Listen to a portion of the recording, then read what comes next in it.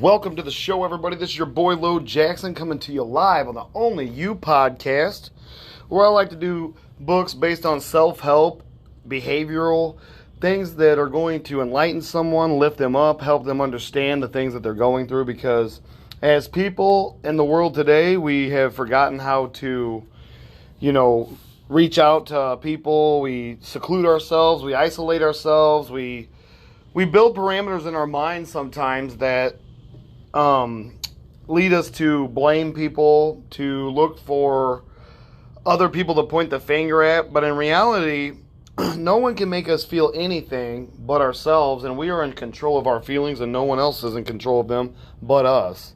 And thank you for tuning in. This is your boy, Lo Jackson, and today I'm going to be going over a book called As a Man Thinketh by James Allen. And James Allen was born November 28th, 1864. He unfortunately passed on January 24th, 1912, just a few months before my grandma was born. Was a British philosopher, was a British philosophical writer known for his inspirational books and poetry. As a pioneer of self-help movement, his best-known work, As a Man Thinketh, has been mass-produced since its publication in 1903, you guys. And I'm sharing this book today because James Allen is a huge leader in philosophy and self-help, and he's part of the New Thought movement. And I try to include a lot of James Allen stuff from this book in a lot of my podcasts, because if you ever hear me talk about, the cultivation of a garden in your mind, all that came from this book. And, James Allen was actually born in Leicester, England, into a working-class family. Allen was the elder of two brothers, so he was the oldest of two brothers. His mother could neither read nor write, you guys. I think that's pretty wild. I mean, obviously at those times, we didn't really understand how important it was to read or write. But, with the system set in place, we've now entered into the 20th century, and everybody needs to learn how to read. Everybody needs to learn how to write. And you see now and you hear now that they're taking cursive out of schools. And when my kids see me writing cursive, they're like, "What is that?" They get so excited to see Dad writing cursive. It's crazy. His father, William, was a factory knitter. He knitted stuff, like grandmas do. In 1879, following a downturn in the textile trade in central England, Allen's father traveled alone to North America to find work and establish a new home for the family. And within 2 days of arriving, his father was pronounced dead at a New York City hospital. It was believed to be a case of robbery and then murder. And at age 15, with the family now facing economic disaster, Allen was actually forced to leave school and find work. And a lot of times we see in history, back in these times, a lot of folks had to do stuff like this. And could you imagine being a 15-year-old kid and losing a parent, and how traumatic and the trauma that James Allen had to have felt during this time? I'm sure. I can only imagine, because he had to literally go back to the drawing board in his subconscious mind now that his father has passed away. And he's had to come up with a new plan to help his family succeed, because back in those days when a dad died, either a brother was to step up or the oldest son was to step up and be the man of the family then. And, if there was two brothers and one of the brothers died, the oldest son became the man of the family on that side, He made a lot of the decisions, and he made a lot of the money and helped, take care of the mother, because she was now widowed, For much of the 1890s, Allen worked as a private secretary and stationer in several British manufacturing firms. In 1893, Allen moved to London and later to South Wales. He earned his living by being a journalist and a reporter. In South Wales, he met his wife, Lily L. Allen, was her name, or Lily Louise Allen, whom he wed in 1895. And in 1898, Allen found an occupation in which he could showcase his spiritual and social interests as a writer for the magazine, the Herald of the Golden Age. And the Herald of the Golden Age was founded by Reverend Henry John Williams, the younger brother of Howard Williams, in 1882. I just thought I'd touch base on that for a minute and share that with you. He had gotten married, so, and then he found social interests as a writer in a magazine. I think that's pretty awesome. Allen entered a creative period where he then published his first of many books, From Poverty to Power. That's another important read, you guys.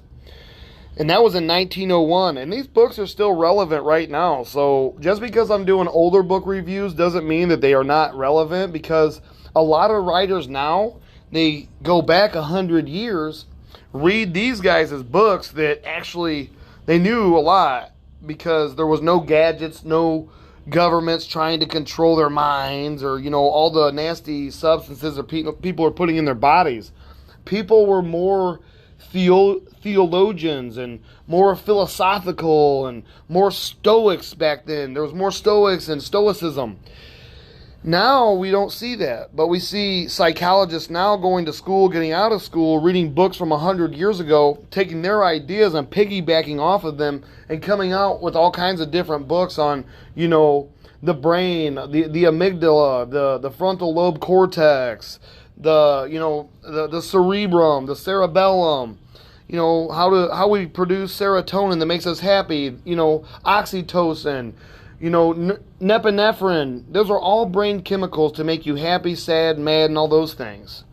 In 1903, Allen published his third and most famous book, As a Man Thinketh, and that's what we're talking about today. And it was loosely based on a biblical passage of Proverbs 23:7, as a man thinketh in his heart, so is he. The small work eventually became read around the world and brought Allen pretty much fame as one of the pioneering figures of modern inspirational thought. And I mean, he's in every major writing at this point. Anytime somebody takes a psychological or a psychology class in college or high school, they will talk about James Allen and As a Man Thinketh. Following his death in 1912, his wife continued publishing the magazine under the name of Epoch. Lily Allen summarized her husband's literary mission and the preface to one of his published manuscripts, Foundation Stones of Happiness and Success. She was quoted as saying, "He never wrote theories or for the sake of writing, but he wrote when he had a message, and it became a message only he had lived it out in his own life and knew that it was good. Thus he wrote facts which had proven by practice." And that's important, and he's written so much stuff, you guys. Poverty to Power, The Realization of Prosperity and Peace, all these things added in 1903, As a Man Thinketh, Through the Gate of Good, Byways of Blessedness, Out of the Heart, Poems of Peace. So many writings in his life. I think James Allen is a wonderful writer. And today we're doing As a Man Thinketh. This is the only You podcast. This is your boy, Lo Jackson. And thank you for tuning in. And I like to do my podcast live. And thank you for following me. Thank you for sharing me. I did unpublish a lot of my recordings and books. I wanted to do things differently. I'm trying to find a new way to deliver to you guys. And I'm still in the works of delivering more impactful information and more enlightened books, and I just want you guys to be readers. I mean, everybody's so quick to grab a gadget and watch TV and watch these screens, but in reality, that's all mind control. 68% of sales in a company come from people watching their ads on TV, or a flat screen. If you got a store and you got a flat screen outside of the store, you're 68% more likely to make money as opposed to the guy next door that don't have a flat screen TV. Is that not crazy? Those are weird, wild things that nobody really ever thinks about, but statisticians have put the time in and the efforts, and they come up with this stuff. And it's out there for your information to use it to get you onto a level that you don't have to worry about where your next meal is going to come from. You're not going to worry where you're laying your head down at night. You're not going to worry that you're not enough. You're going to know you're enough. You're going to have a place to lay your head, and you're not going to have any insecurities anymore once you figure this out. And back to the book, As a Man Thinketh by James Allen. Effective thought on circumstances. A man's mind may be likened to a garden, which may be intelligently cultivated or allowed to run wild. But whether cultivated or neglected, it must and will bring forth. If no useful seeds are put into it, then an abundance of useless weed seeds will fall therein and will continue to produce their kind. And I like to say right here, right now, remember, I say this a lot in my podcasts, the seeds you plant soon will reap the harvest in which you have sown. Just as a gardener cultivates his plot, keeping it free from weeds and growing the flowers and fruits which he requires, so many a man tend the garden of his mind, weeding out all the wrong, useless, and impure thoughts and cultivating towards perfection the flowers and fruits of right, useful, and pure thoughts. By pursuing this process, a man sooner or later discovers that he is the master gardener of his soul, the director of his life. He also reveals within himself the laws of thought and understanding, with ever-increasing accuracy, how the thought processes and forces the mind elements to operate in shaping his character, circumstances, and destiny. Thought and character are one, and as character can only manifest and discover itself through environment and circumstances, the outer conditions of a person's life will also always be found to be harmoniously related to the inner state. This does not mean that a man's circumstances at any given time are an indication of his entire character, but that those circumstances are so intimately connected with some vital thought element within himself that for the time being they are indispensable to his development. Every man is where he is by the law of his being. The thoughts which he has built into his character have brought him there, and in the arrangement of his life there is no element of chance, but all is the result of a law which cannot err. This is just as true of those who feel out of harmony with their surroundings as those who are in contentment with them. As a progressive and evolving being, man is where he is that he may learn, that he may grow. And as he learns the spiritual lesson which only circumstance contains for him, it passes away and gives place to another circumstance. Man is buffeted by circumstances so long as he believes himself to be the creature of outside conditions. But when he realizes that he is a creative power and that he may command the hidden soil and seeds of his being out of which circumstances grow, he then becomes the rightful master of himself. And I want to say this, you guys, environment plays a humongous role in everything you feel, think, and the things that make you act or act upon. That has to do with your environment. And if you stay in an environment, I mean, think about this. Look at a drug addict.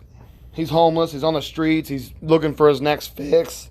But in reality, you take that homeless man out of the streets of that street, take him to a completely different city, drop him off. He's soon not going to have all those resources of drugs and all the people that he knew. He's going to be forced to go back to the parameters of living and find a way to get out of that environment and that he was in his mind, because now he's been forced into a new environment. He's literally going to become not addicted anymore overnight. Even though he may be looking for those drugs, he's going to be forced to be clean up into a certain time period. He's going to be clean. He's going to be forced to be.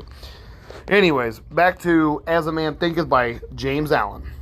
Man is buffeted by circumstances as long as he believes himself to be the creature of outside conditions. But when he realizes that he is a creative power and that he may command the hidden soil and seeds of his being out of which circumstances grow, he then becomes the rightful master of himself. And many men, you guys, never get to that level. Many men fall through life and blame everybody and, just become horrible individuals because no one ever taught them, hey, you got to venture out. You got to read books. You got to become better. It's up to you. Nobody is in control of your destiny but yourself. That circumstances grow out of thought every man knows who has for any length of time practiced self-control and self-purification, for he will have noticed that the alterations in his circumstances has been in exact ratio with his altered mental condition. So true is this, that when a man earnestly applies himself to remedy the defects in his character and makes swift and marked progress, he passes rapidly through a succession of vicissitudes. And vicissitudes are the ups and downs of life, good or bad. And that is true. And this is a Freudian mindset right here. Because I'm reading back up here, so true this, that when a man earnestly applies himself to readily the defect in his character and makes swift and marked progress, he passes rapidly through a succession of vicissitudes. Yeah, and I believe that because Freud states that everything that you feel right now can be related to some kind of past traumas that you've been through. And this guy's saying here too that, circumstances in your past have, altered your mental conditions to what they are right now. The soul attracts that which it secretly harbors. The soul attracts that which it secretly harbors, that which it loves, and also that which it fears. It reaches the height of its cherished aspirations. It falls to the level of its unchastened desires, and circumstances are the means by which the soul receives its own. Every thought seed sown or allowed to fall into the mind and to take root there produces its own, blossoming sooner or later into act and bearing its own fruitage of opportunity and circumstances. Good thoughts bear good fruit. Bad thoughts bear bad fruit. The outer world of circumstance shapes itself to the inner world of thought, and both pleasant and unpleasant external conditions are factors which make the ultimate good of the individual. As the reaper of his own harvest, man learns both by suffering and bliss. And I know this is true. It reminds me of the statisticians that were hired during Vietnam to, write down every soldier that came back that was addicted to heroin. And they said that, in the first year, I think it was 3 to 5% used, and by the third year, only 12% used. And then by the fifth year, nobody used. So they came to the conclusion in the U.S. government that these troops actually were a product of their environment. They weren't waking up in a POW camp anymore. They weren't worried about what they were going to eat that night. They weren't rationing their food anymore. They didn't have all those worries that they had when they were in a POW camp. And I thought I'd share that with you because it kind of ties into what it's talking about in this book right here. Following the innermost desires, aspirations, thoughts by which he allows himself to be dominated, pursuing the will, the wisps of impure imaging or steadfast walking the highway of strong and high endeavor. A man at last arrives of their fruition and fulfillment in the outer condition of his life. The laws of growth and adjustment everywhere obtained. A man does not come to the house or the jail by the tyranny of fate or circumstance, but by the pathway of groveling thoughts and base desires. Nor does a pure-minded man fall suddenly into crime by stress of any mere external force. The criminal thought had long been secretly fostered in the heart, and the hour of opportunity revealed its gathered power. Circumstance does not make the man, it reveals him to himself. No such conditions can exist as descending into vice and its attendant sufferings apart from vicious inclinations, or ascending into virtue and its pure happiness without the continued cultivation of virtuous aspirations and man. Therefore, as the Lord and Master of thought is the maker of himself, the shaper of, and the author of the environment. Even at birth, the soul comes into its own, and through every step of its earthly pilgrimage, it attracts those combinations of conditions which reveal itself, which are the reflections of its own purity and impurity, its strength and weakness. And you guys, we're doing As a Man Thinketh by James Allen, and I really appreciate everybody tuning in. Hopefully everybody will go out and find this book, read it, learn from it, grow from it. And there's many other things in this book that I'm not telling you here, but honestly, there are several things that he touches on in this book that are just like, wow, thought and character. The aforesaid, as a man thinketh in his heart, so is he, not only embraces the whole of a man's being, but is so comprehensive as to reach out to every condition and circumstance of his life. A man is literally what he thinks, his character being the complete sum of all his thoughts. And I want to share this with you guys. When Arnold Schwarzenegger was becoming Mr. Olympian, and in reality his father passed away, his mother called him to tell him that his father had passed. And when he came to the phone finally, because he didn't want to, she had called 4 times before he ever picked up her call. And then finally when she got through to him, he said, "Listen, I cannot be bothered with this right now. I am a champion. Do you have any idea what you're doing to me becoming a champion by inserting this negativity in the champion's routine?" And he hung up. Is that, most people be like, that's cold-hearted. That's just wrong. Well, in reality, he was in a mindset that even death, even his own father's death, is unfortunate, or, I guess you would call it just heartless. It seems heartless, but a champion has a mindset that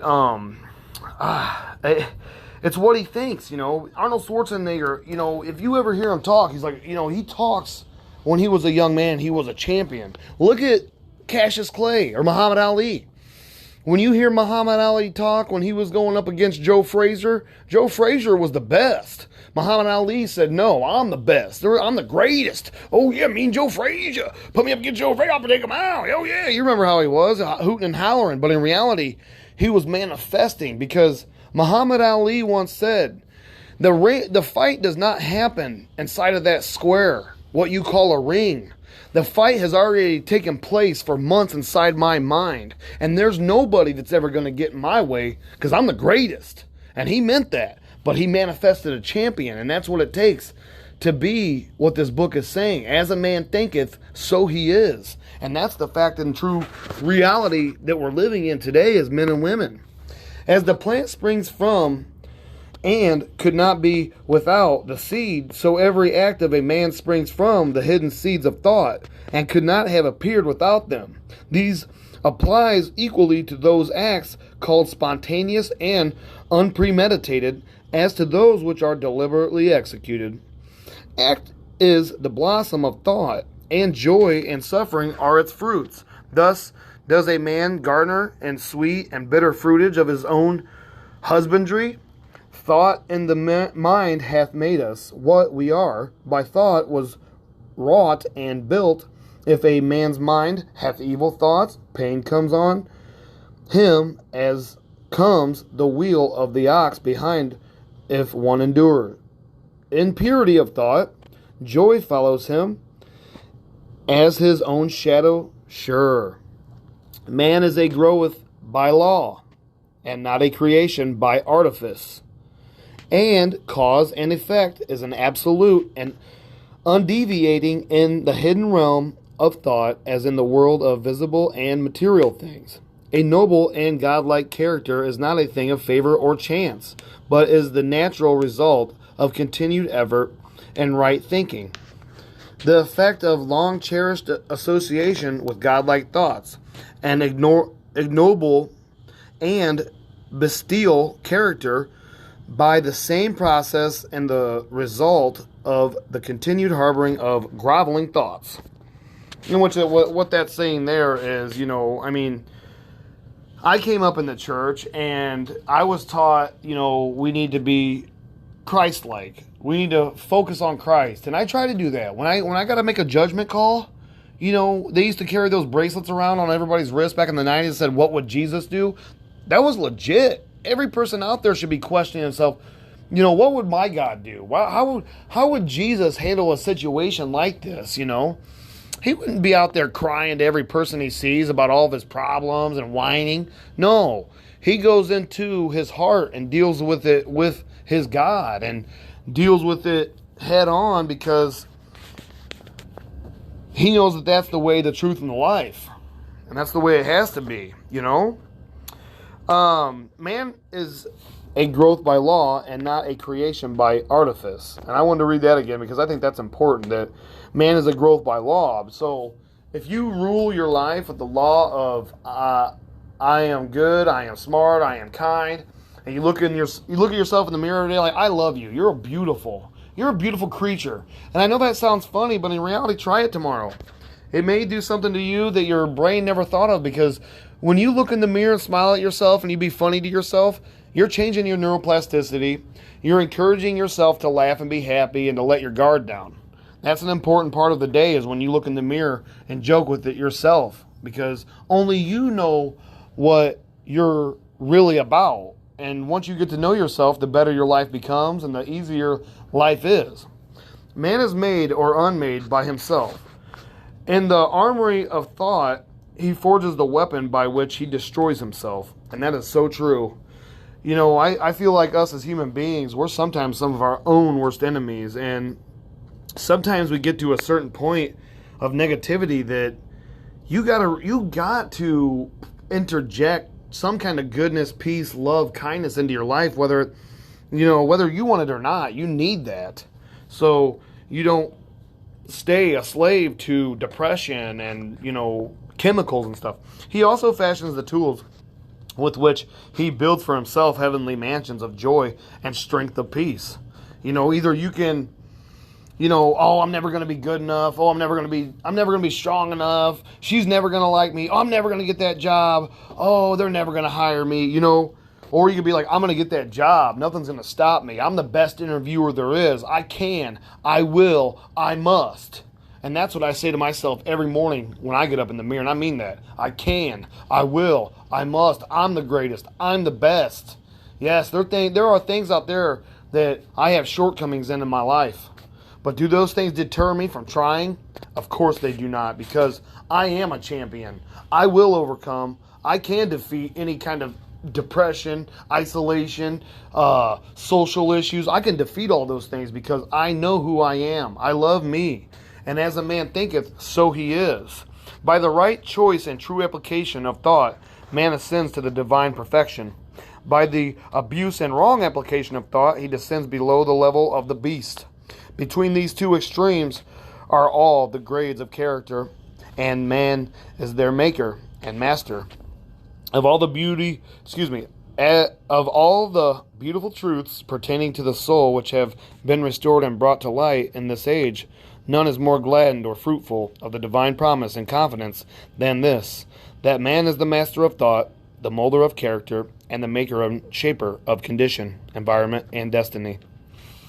As a being of power, intelligence, and love, and the lord of his own thoughts, man holds the key to every situation and contains within himself the transforming and regenerative agency by which he may make himself what he wills. Man is always the master, even in his weakest and most abandoned state. But in his weakest and degradation, he is the foolish master who misgoverns his household.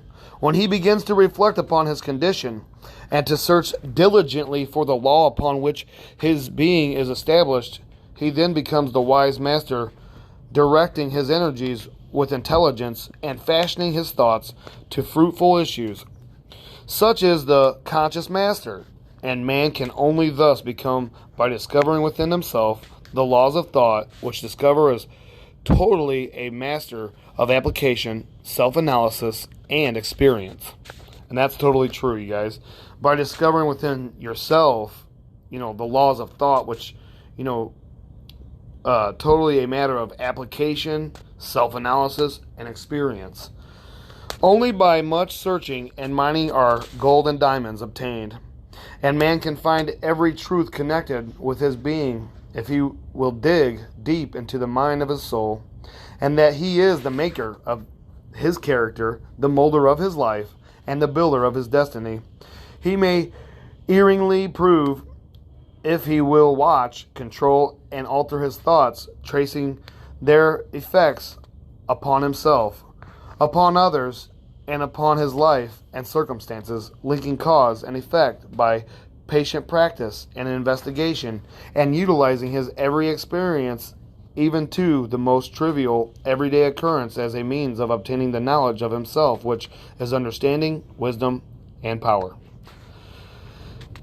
In this direction, as in no other, is the law absolute, that he that seeketh findeth, and to he that knocketh it shall be opened.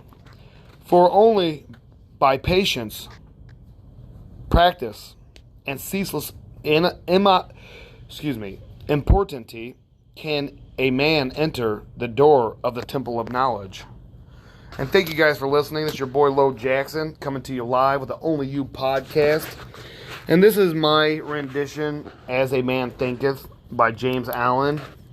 And I encourage you guys to rush out and buy this. And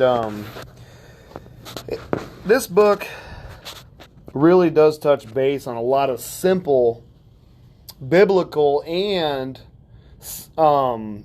philosophical, psychological terms. He uses a Freudian approach, which in reality, I think a lot of us, we don't think, about what we're becoming. I think a lot of people don't step back and self-analyze every once in a while to see that the decisions that you're making aren't right. We like to blame. We like to, have a reason why we are the way we are, so then we point fingers at people. But in reality, we put so much emphasis on people that it's sad. It's too bad, because nobody's at fault but you. And I mean that. And unfortunately, nobody wants to believe that, this happened to me when I was a little kid. My wife left me and now I'm homeless, or whatever it may be. In reality, things were being set into motion by your attitudes, your behaviors, things in your relationship, or your whatever the relationship is, whether it be husband and wife, a work relationship, the relationship between you and your preacher at church, whatever it may be, you are making judgment calls based on the hierarchy of the glasses that all the experiences that you've had in your life have led you up into this point. And some of those experiences have caused you to feel a certain type of way. So when you feel this way, you then start to cultivate certain attitudes, behaviors, and almost as though you have a different personality. But in reality, nobody was to blame for anything that went on but you, because nobody can make you feel anything but you. And everybody's like, oh, well, if they wouldn't have done that I would have never done this. But in reality, had you thought about, they did what they did and that happened. That's life. There's no other way around it. And there was no trauma there. In reality, you created the trauma by putting expectations on the situation or the person. And then things went south, so your expectations and your thoughts of what you thought was okay wasn't right. Because a lot of kids out there now are like, oh, my mom and dad did this, or my parents are to blame. I raised myself. Oh, really? But in reality, the kid has created these situations that they had no idea that they were creating them, and then they wanted to blame the parent because the kid made bad choices, not the parent.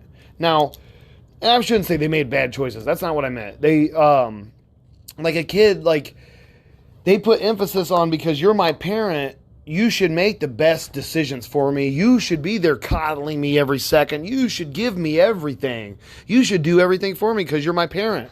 But in reality, that's not the way life works, and that's not the way it's ever going to work. And kids got to know that they start thinking things that, it's like a domino effect. A kid thinks one thing and they don't get their way, so then all of a sudden they're made to feel a way, so they set up parameters in their mind of negativity. And then all of a sudden, later in life, this goes on several times, but in reality, it wasn't the mother or the father that was at fault. The child had put so much emphasis on the mother and father that they didn't even pay attention to their own basic needs. They literally had put so much thought on the mother and father's opinion that they overstepped their own opinion of their own life, so that in turn was their boundaries. And now they have overstepped their own boundaries, so now they're mad at their parents, they're upset, they're blaming them, and everything within their life becomes a blame game of blaming mom and dad and not ever taking any full responsibility for their own actions. And thank you again for listening. This is the Only You podcast, your boy Lo Jackson. Until next time.